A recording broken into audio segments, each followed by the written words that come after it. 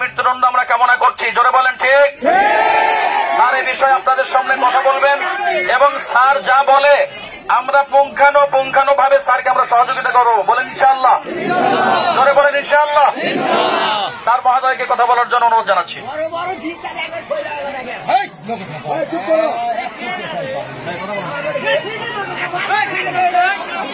আপনারা অনুগ্রহপূর্বক সুযোগ দিবেন, আপনাদের কথা আমরা শুনবো।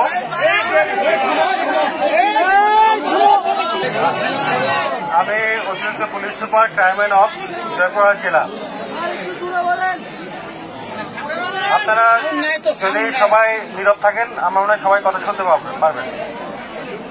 আমরা আপনাদের যে মনের ব্যথা এটা আমরা বুঝতে পেরেছি, কিন্তু প্রত্যেকটা জিনিসের একটা আইনগত বিষয় থাকে।